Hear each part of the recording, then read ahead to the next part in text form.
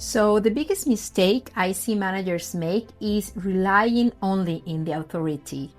They walk into the room believing that their title should be enough, that the authority alone and the position alone will get people to perform, to commit, to follow, to trust. But leadership has never been about titles.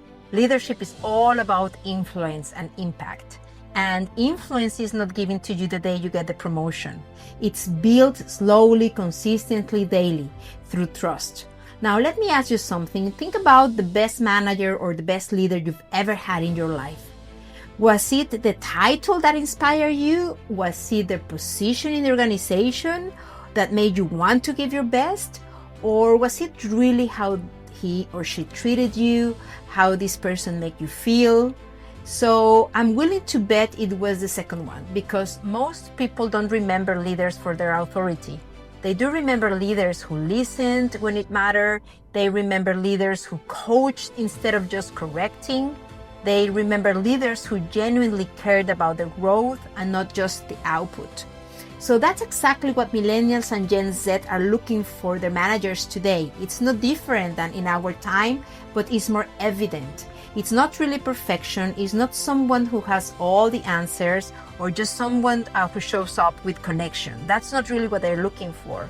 They're looking for this leader that will inspire them through connection. Is what converts a manager into a leader and a team into something that actually wants to perform. Now, let me give you a real example. Let's talk about Joan. Meet Joan.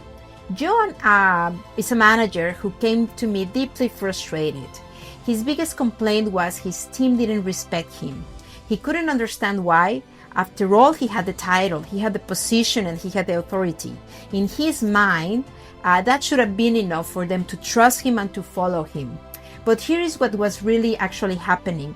Every time Joan gave an indication, every time he made a decision or set a direction, he was met with a lot of resistance. Not because their ideas were wrong, their ideas were excellent, but because of how he showed up. His team perceived him as someone who felt superior, above them, and not with them. And that perception, what created was a wall, a very big wall. There was no connection, there was no trust, and without the trust, even the best instructions and the best ideas will fall flat. So Joan wasn't really failing because he lacked knowledge or experience or expertise. He was failing because he was leading with his title instead of his presence. And his team felt very, very disengaged, and it felt it every single day.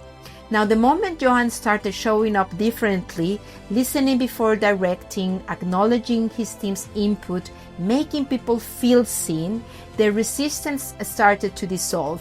Not overnight, but gradually the dynamic completely shifted, because respect is never demanded through authority, it's earned through connection.